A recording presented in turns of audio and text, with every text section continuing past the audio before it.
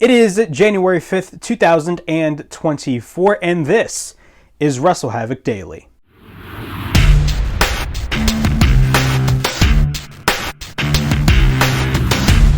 What's up, everybody? It is Flamin' Ricky Gervais, and this is WrestleHavoc Daily from January 5th, 2024. We got a lot of things to talk about right here on the show. Of course, we're going to be talking about The Rock versus Roman Reigns. We got more news regarding the match, which most likely will happen, to say the least. We're also going to be talking about Mercedes Moné. There's more speculation on Mercedes Moné, and it looks like her likely landing spot is All Elite Wrestling still at the moment.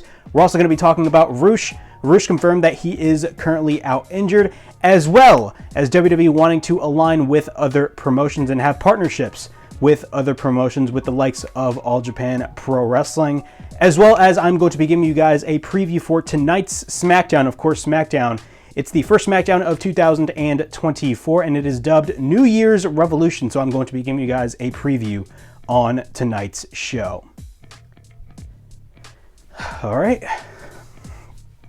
Before we get into all of this craziness right here on WrestleHavoc Daily, please make sure to like and subscribe to the WrestleHavoc channel right here on YouTube, in which we discuss everything in and outside of the squared circle. Make sure to like and subscribe for more content, and as the friggin' referee would say, ring, ring, ring that damn bell for more notifications. Also, follow me on social media on Instagram, TikTok, and Twitter.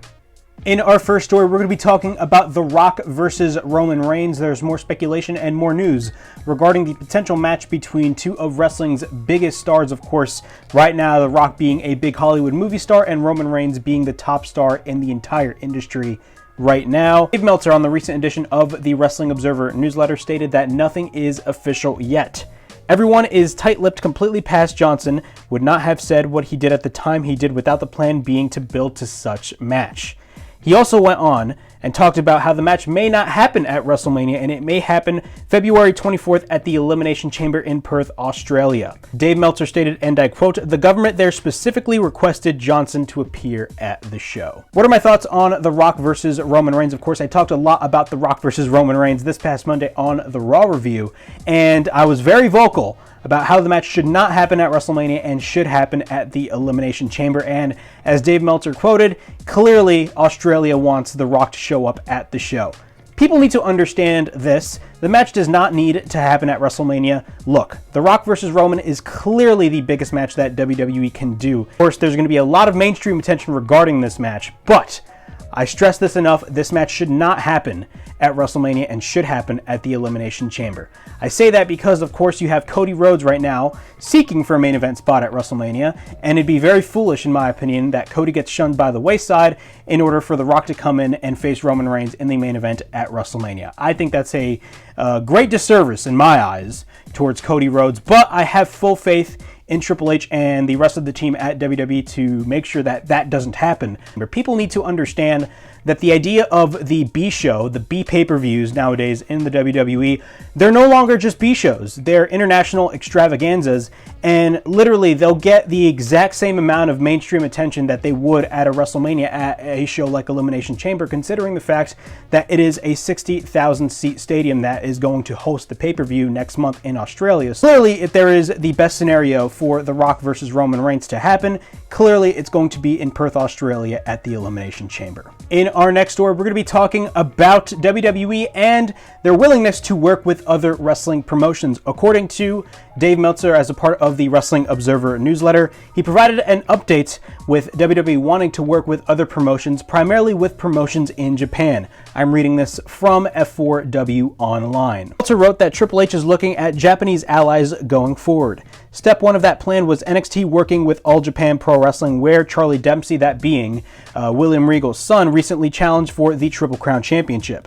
WWE is looking for a women's promotion to align with as well, and there has been talk internally within WWE about WWE attempting to work with New Japan Pro Wrestling. This is I don't want to say a major story, but it's definitely a story to keep an eye on. Of course, we all know Bushiroad owns New Japan Pro Wrestling, and New Japan Pro Wrestling is the official partner of AEW. Stardom is basically the sister company of New Japan Pro Wrestling. Of course, it's owned by the same company, by Bushiroad. We're going to have to wait and see what happens, but clearly Triple H's focus is completely different than what Vince McMahon's motives were, because when Vince McMahon was running things in the WWE, he always wanted to keep things contained. He wanted to keep things as the WWE way. No other wrestling organization should partner with WWE in any type of scenario whatsoever. There were instances, minor instances, where TNA, made some sort of deals with WWE. One instance is when they traded Ric Flair for the Hall of Fame when they were going to induct the Four Horsemen, and in exchange TNA got Christian Cage for one night only at their Slammiversary pay-per-view 10 plus years ago. But in that instance, this is a huge step for WWE. Clearly, the direction is shifted when it comes to the direction on where WWE wants to go. They want to partner with more promotions. They are partnering with All Japan Pro Wrestling, and now they're looking to possibly partner with New Japan Pro Wrestling in some way, shape, or form. It's going to be a little bit tricky considering AEW is the actual partner with, New Japan Pro Wrestling, but we're just going to have to wait and see further on down the line in the future. In our next story, we're going to be talking about Rush. Rush is currently injured. He went to social media and stated, and I quote, "In the Continental Classic, I tore my hamstring in the second match that I had, and I will recover and return ready and hungrier than ever for a fight." So Rush is currently out injured. He suffered a torn hamstring, and hopefully he's out. Hopefully he's not out for long, because Rush, in my opinion, is one of the best wrestlers that AEW has. Hopefully, once he comes back, Rush is able to do what he does best. So we wish all the best for Rush going forward. In our final story, it seems that Mercedes Moné constantly is talked about all over the dirt sheets, and Dave Meltzer provided an update regarding Mercedes Moné in the latest edition of the Wrestling Observer newsletter. Dave Meltzer wrote, and I quote, "The other rumor was that Mercedes Moné would be starting with AEW shortly. The only thing we heard is that she was in talks with WWE and they were far apart on money. Some in WWE speculated that this could be a Punk situation where everyone denies it and it could lead to a Rumble surprise.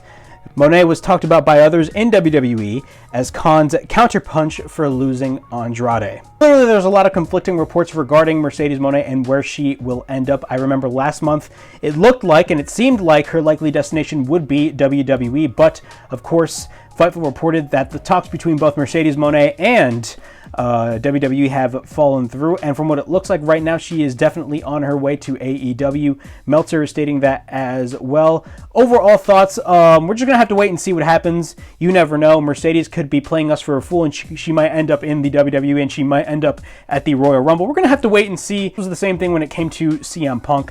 Of course, once CM Punk got fired from AEW last September, there was a lot of speculation whether or not, CM Punk was even going to go to the WWE or not. And he was even revealed that the Punk deal was made last minute. I believe within the last week before Survivor Series. So it was really a last minute thing that happened out of nowhere. You never know. Things may change last minute regarding Mercedes Moné. At the end of the day, we just have to wait and see what happens. There's a lot of speculation regarding where she's going to go. Some are saying WWE, some are saying AEW. Me personally, I do think she is on her way to AEW. I do believe that the talks between Mercedes Moné and WWE fell through because of money and the way that the deal was. So we're just going to have to wait and see what happens. I definitely do believe that she's definitely on her way to AEW. So those are my thoughts on that. Of course, it is the first SmackDown of 2024, and it is a stacked card to say the least. Of course, SmackDown has their special New Year's Revolution show,